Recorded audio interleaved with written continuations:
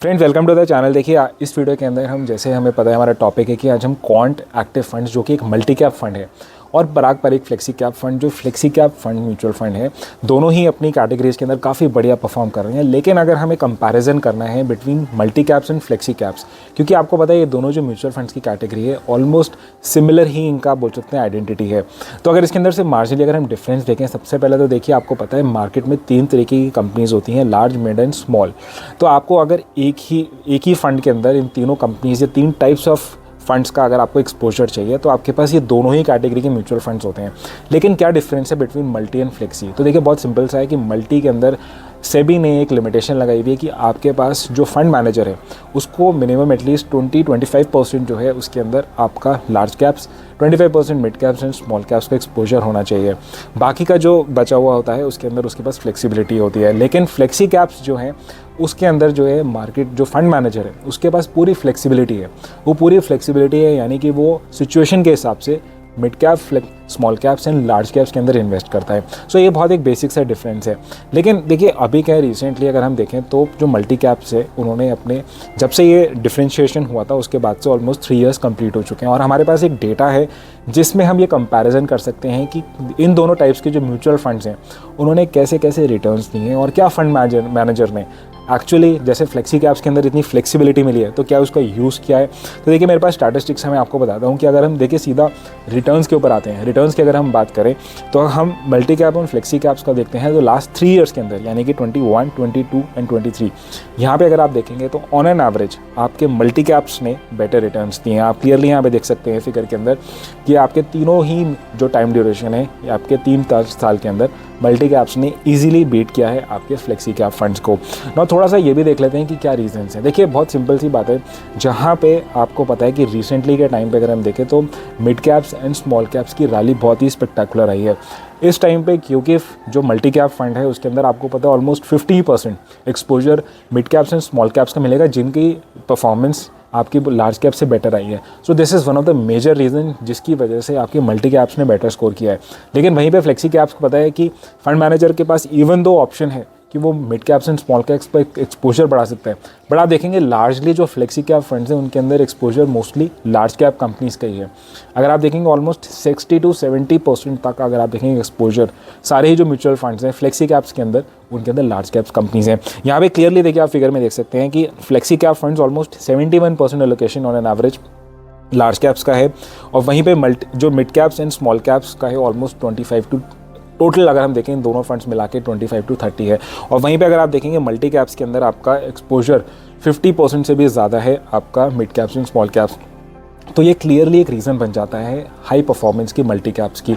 But ये may be एक situation हो सकती है क्योंकि आपको पता है लॉन्ग टर्म के अंदर आपके लार्ज कैप्स के अंदर चलने के ज़्यादा चांसेस हैं। और अगर हम देखें तो अगर आप एक सेफ बेट लेना चाहते हैं, अगर आप एक न्यू इन्वेस्टर हैं तो मे बी आप इतना ज़्यादा mid caps and small caps exposure ना ले पाए, उस टाइम पे आपको थोड़ी सी जो आपको परफॉर्मेंस जो आपकी थोड़ी स्टेबिलिटी मिल सकती है वो लार्ज कैप्स के अंदर मिल सकती है। बट लाइक आई सॉ अभी के टाइम पे आपको पता है कि मिड एंड स्मॉल बहुत बढ़िया चल रहे हैं और उसका फ़ायदा मल्टी कैप्स को हो रहा है। ना हम जल्दी से काम करते हैं, अब अपने फंड्स को डिस्कस करते हैं जहाँ पे हमने 2 फंड्स लिए हैं, अपना क्वांट एंड एक्टिव, अपना पारंपरिक। ना अगर हम देखें फंड्स दोनों ही ऑलमोस्ट सिमिलर एज के हैं। फंड साइज स्पेशली अगर आप देखेंगे फ्लेक्सी कैप पारंपरिक का थोड़ा सा ज़्यादा है, काफ़ी ज़्यादा है इनफैक्ट, क्योंकि आपको पता है कि पारंपरिक बहुत ही पॉपुलर फंड है, सारे इन्वेस्टर्स के पोर्टफोलियो में आपको ये मिल जाएगा। सारे मोस्टली फंड मैनेजर्स इस पर्टिकुलर फंड को एडवाइस भी करते हैं। अगर हम स्टॉक्स को देखें, देखिए मल्टी कैप्स की एक और बात है क्योंकि इनका एक्सपोजर तीनों कैप्स के अंदर है, तो मोस्टली अगर आप देखेंगे मल्टी कैप्स थोड़े से ज़्यादा डाइवर्सिफाइड होते हैं। यहाँ पे नंबर ऑफ स्टॉक्स थोड़े से ज़्यादा हैं। एलोकेशन में देखिए आपको क्लियरली मिल जाएगा, जैसे मैं आपको बता रहा था पारंपरिक के अंदर आप देखिए लार्ज कैप्स आपको ऑलमोस्ट 70% है और only 15% you are getting mid and small cap exposure. और वहीं पे क्वांट एक्टिव का आप देखेंगे क्लियरली आपका लार्ज, मिड एंड स्मॉल तीनों ही कैटेगरीज के अंदर आपका जो है फंड एलोकेशन है। ना अगर हम आगे चलते हैं क्योंकि हम देखते हैं सबसे पहले रिस्क पैरामीटर्स कैसे आपके गवर्नड है। तो आप देखेंगे यहाँ पे क्वांट एक्टिव ने इवन दो यहाँ पे एक मिड एंड स्मॉल का एक्सपोजर ज़्यादा है, बट यहाँ पे उसके जो रिस्क पैरामीटर्स हैं थोड़े से मैनेज्ड हैं क्योंकि आप देखेंगे स्टैंडर्ड डेविएशन की वैल्यू कम होनी चाहिए। यहाँ पे एटलीस्ट आपके पारंपरिक की कम है बिकॉज ऑफ कॉस्ट जो इसका जो है आपका जो लार्ज कैप्स है उसकी एक्सपोजर ज़्यादा है। अल्फ़ा जो रिटर्न्स बताता है क्वांट के ज़्यादा हैं, बीटा अगेन पारंपरिक का थोड़ा सा कम है, which is a good thing. आपका शार्प रेशियो एंड शॉर्टिनो रेशियो देखेंगे तो मार्जिनली आपका जो है इसका बेटर है आपका क्वांट एक्टिव फंड्स का। ये दोनों ही रेशो आपको रिटर्न्स बाय रिस्क बताते हैं, यानी कि कितने रिटर्न्स मैनेज हो रहे हैं रिस्क पैरामीटर्स जब इंक्रीज़ हो रहे हैं। तो इन वे आप देखेंगे कि जो रिस्क पैरामीटर्स हैं वो क्वांट एक्टिव नहीं, आपका पराग पारिक बेटर मैनेज कर रहा है। एंड सिंपल रीज़न इज़ कि इसके अंदर एक्सपोजर लार्ज कैप्स का ज़्यादा है, लेकिन इतना भी ज़्यादा रिस्क प्रोफाइल इंक्रीज़ नहीं हो गया है क्वांट एक्टिव फंड्स का। अगर हम देखते हैं तो अगर हम देखिए आगे बढ़े हैं, हम अपना सेक्टर एलोकेशन देखते हैं, तो क्वांट क्योंकि आपको पता है एक थोड़ी सी स्ट्रैटेजी फॉलो करता है कि मोमेंटम प्ले करता है। अगर हम देखें तो energy, metals and minings, financials के अंदर हाईएस्ट एलोकेशन है, और आपका पराग पारिक थोड़ा सा स्टैंडर्ड या बोल सकते हैं traditional sectors like financial services and technology उसके हाई डोमेन में है। अगर हम देखें यहाँ फोकस करते हैं स्टॉक्स, तो क्वांट की अगर हम बात करें, देखिए क्वांट मेजरली रिलाई करता है थोड़ा सा रिलायंस का एक्सपोजर सारे ही स्टॉक्स या बोल सकते हैं सारे ही म्यूचुअल फंड्स के अंदर इसने रिलायंस के अंदर एक्सपोजर है। तो देखेंगे टॉप एलोकेशन यहाँ पे रिलायंस की है, फिर वहाँ पे Aurobindo pharma, IRB infrastructure, PNB, जियो फाइनेंशियल, अडानी, HFCL और एक्ल। तो आप देखेंगे मोस्टली क्वांट क्योंकि फॉलो करता है मोमेंटम स्ट्रैटेजी, तो यहाँ पे आपको exposure large and mid caps companies का भी टॉप 10 के अंदर मिल रहा है, विच इज़ हाउ इसके रिटर्न्स आ रहे हैं, जिसके अंदर हाईएस्ट एलोकेशन आपकी लार्ज कैप कंपनी रिलायंस की है।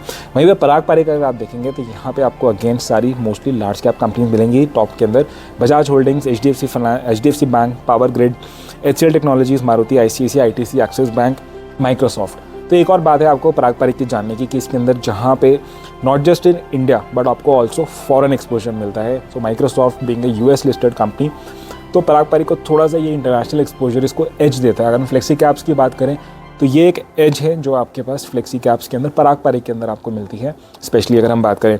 और फाइनली अगर हम देखें रिटर्न्स पे आते हैं तो आपको देखिए क्लियरली यहाँ दिखेगा शॉर्ट टर्म के अंदर हम 3 मंथ 6 मंथ्स की बात करें या फिर आगे लॉन्ग टर्म की भी बात करते हैं, तो सारे ही टाइम फ्रेम के अंदर 3 ईयर्स 5 ईयर्स के अंदर अगर हम पॉइंट टू पॉइंट रिटर्न्स देखें तो आपका क्वांट एक्टिव ने थोड़ा सा बेटर जो है रिटर्न्स प्रोफाइल दिया है। That is may be because इसके अंदर एक्सपोजर मिड एंड स्मॉल का थोड़ा सा ज़्यादा है। तो देखिए अगर हम क्लियरली बात करें तो मल्टी कैप्स गुड कैंडिडेट हैं। अगर आपके पास एक ऐसे इन्वेस्टर हैं जो थोड़ा सा रिस्क आप थोड़ा सा ले सकते हैं, आपके पास ऑलरेडी अगर आपके पास लार्ज कैप्स या लेट्स सपोज निफ्टी 50 के अंदर आपका एक्सपोजर ऑलरेडी हो चुका है, तो मे बी अगर आप एक ऐसा फंड देख रहे हैं जिसके अंदर आपको mid cap and small cap का एक्सपोजर मिल जाए, तो multi cap can be a good choice. बाकी इसके अंदर काफ़ी सारे फंड्स हैं, हमने 2 ये फंड डिस्कस किए because these are 2 little more popular funds in दोनों कैटेगरीज के अंदर। बाकी कोई सजेशन नहीं है, आपको एडवाइस अपने फंड मैनेजर से लेना पड़ेगा आप एंड देन ओनली इन्वेस्ट।